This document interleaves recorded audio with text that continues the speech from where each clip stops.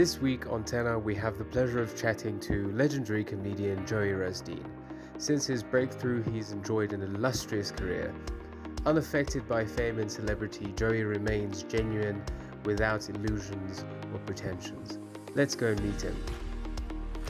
Mr. Joey Rasdien, thank you ever so much for joining me. Happy New Year and welcome to TSENA. Thank you. Thank you so much, Ruan. Cool. First of all, we'll get into the year that we've just had, that we've just come out of, but we're at the start of a new year. Are you the kind of guy that makes any resolutions at the start of the year? No, I'm not that type of guy that makes resolutions. I get that from a lot of people, and I think especially with the year that we've had,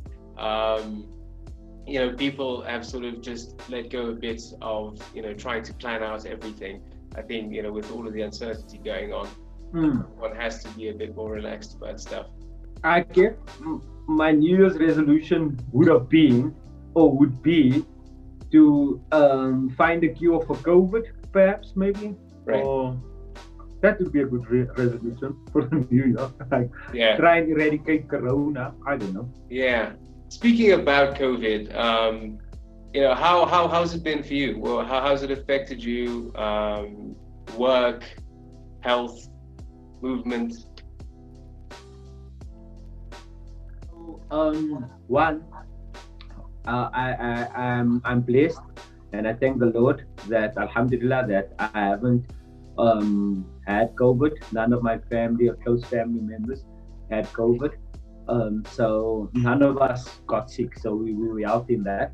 However, I had lots of friends who lost their parents, lots of friends and close family from Cape Town that had it, and family in Joburg, like 2 aunties that passed away. So so we've lost lots of people. So everybody in South Africa right now lost somebody that was in their 1 degree of separation, basically. In terms of lockdown, I loved lockdown. I still love lockdown because I don't like to go out. I love my house, so I love to stay in. So now I have an excuse not to go out. And so that was lekker for me. Even now, it's like level 3, but I don't go out there. People want to come visit me, and I'm like, no, it's lockdown. You can't come. There's curfew. So that, I love that. That's like, I love that a lot. But in terms of work, it's been a struggle. My goodness. This is probably, last year up until now, is probably the worst working year in my entire life. I actually earned more money while I was at university, during that year university, than what I've earned last year. And that's scary. I can relate to that because I'm a musician, and for most of the past 12 months, I've been at home and doing every bit that I can online. But for the most part, we've been out of work. What kind of future do you see for us artists? How are we going to go about this? What kind of future do you see? The thing about artists per se, like a musician or a comedian or actor, specifically a theater actor, is like you need like an audience. You need an audience to do a live event. Musicians can at least release music and people will buy the music. So in terms like that, I guess if your product is good enough, people will still buy it. But I don't know. I haven't thought about it. I'm doing TikTok now, for instance. Like, I love doing, I'm not getting paid as much as people get paid on TikTok. Yeah, but it's a new avenue for a new market and a new way of looking at trying to earn an income. Yeah. So the people that's earning an income on TikTok basically didn't mean to earn an income on TikTok. They just did it because they wanted to do it. And all of a sudden they got big, and then now they're making money out of that, of the content that they produce. Whereas us, we have content, but we can't put that content on TikTok because the market is different as well. So it's a anomaly, because anomaly is not a good word. It's a MF, like a mind F. Yeah. So what you need to do is said that you don't want to talk about yourself, but a little bit about, what kind of kid were you when you grew up? So when I was growing up, I'm telling you other secrets now. So my my father passed away when I was 9. Oh, wow. And my mother remarried, and then my stepfather passed away when I was 12, and then my mom passed away when I was 18. Then I got married when I was like 23. Then I had my son, and then my first wife passed away when I was 29. So Wow. I was a single father. Then I met my second wife. We got married. She fell pregnant, and then we got divorced. So and that was in a space of like 2 years. And so now I'm a single father. I've been a single father for the past 8 years now, almost. And my son is 18 and my daughter is 9. And when I was growing up, what my mother did was she made me believe that I had everything. I didn't need anything. Looking back, I go, my God, but we were poor. My goodness, we didn't have anything. Like, so now looking back, you go, wow, my mom really did a good job by making me believe that we had everything and we had the best in the whole entire thing, because I didn't yearn for anything else. So that's what I try and instill in my children. So my daughter already goes, she's got everything. But my son, they got everything. They don't need anything else. And that's probably when they grow up and they get married, they're going to go, but my father he did was Guamas. He did Verdusela. He did, he lied to us. We didn't have everything. So when I was growing up, it was also apartheid. My brother was in America, like semi-exiled. And I was a Lat Lamiki. I come from a very politically aware and religiously aware family. I have cousins that's doctors and dentists and those things. And I grew up in a town called Rovali, and I loved it there. It's a small colored town on the outskirts of the FNB stadium. The other day I was playing golf with some of the guys I grew up with that's all successful in their own right. Some played for South Africa soccer, some wrote books and stuff. So that's successful in their own rights, but from the same area. Like one of my best friends at school, and he's still one of my best friends now, is the senior prosecuting advocate at the High Court. He's basically like Gerinia. We were playing golf the other day, and we were chatting about how we grew up and how different it is now.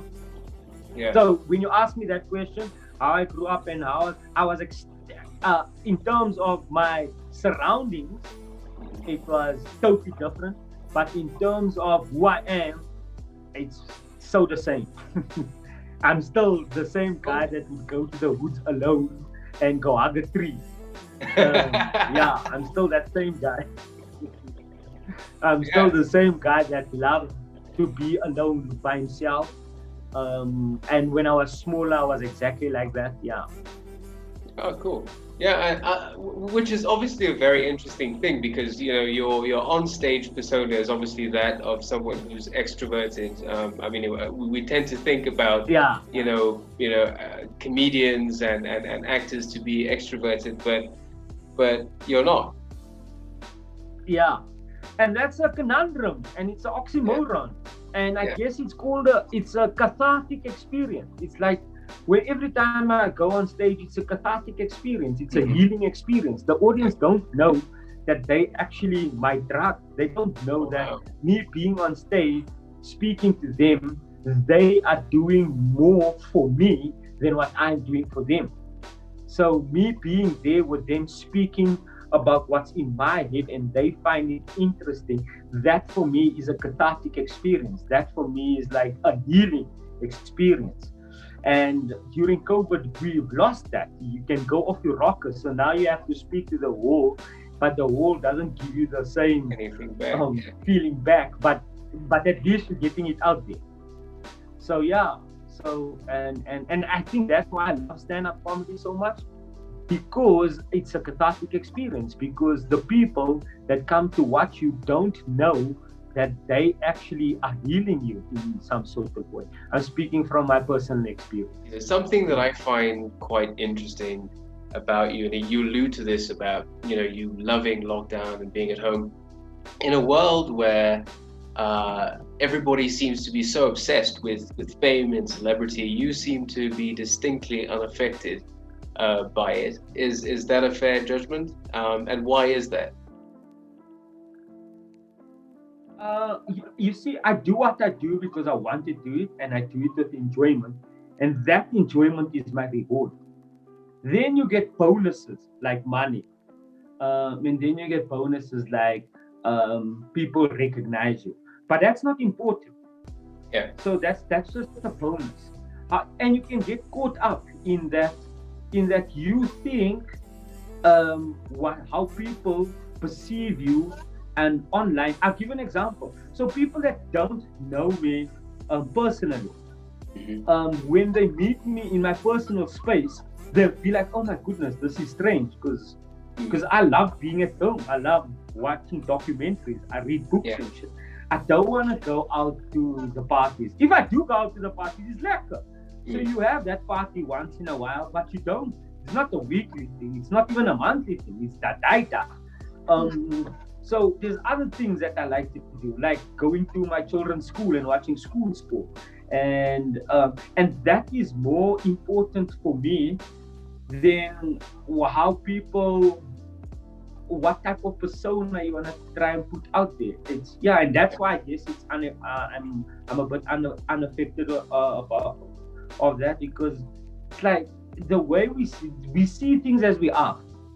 Yeah. So. Sometimes people aspire to be like somebody else, but then that somebody else is living a lie. Then you aspiring to live a lie, and you don't know that, and that's more dangerous. One of the questions that I usually ask all of my guests right at the end of the interview is, there's this beautiful quote by Horace Mann, who was an educator, that says, "Be ashamed to die until you have scored a victory for humankind." And I think that's one of my favorite quotations of all time. Yeah, absolutely. So you have to score. Yes, we have to score a victory for humankind. But it's, how do you do that? How do you do that? Just by being authentic, showing empathy, and having good intentions. Then the rest of it will fall into place. What is your metric for happiness and success? Okay, my metric, I said it earlier and I'll say it again. You have to do what you do because you want to do it. And you must do it with enjoyment. And that enjoyment should be your reward. Anything else is just a bonus. You must also remember what lies ahead of you and what lies behind you are small matters compared to with what lies within you. Amazing. And that's important. This time I think I'm going to thank you for your time. That's It's been a great chat. Thank you so much for giving up your time, man. Thank you for having me, sir. Thank you for having me. Have a blessed day further and a great week. You too, Joey. Thanks. Lekker, Masakan. Salutas. Okay.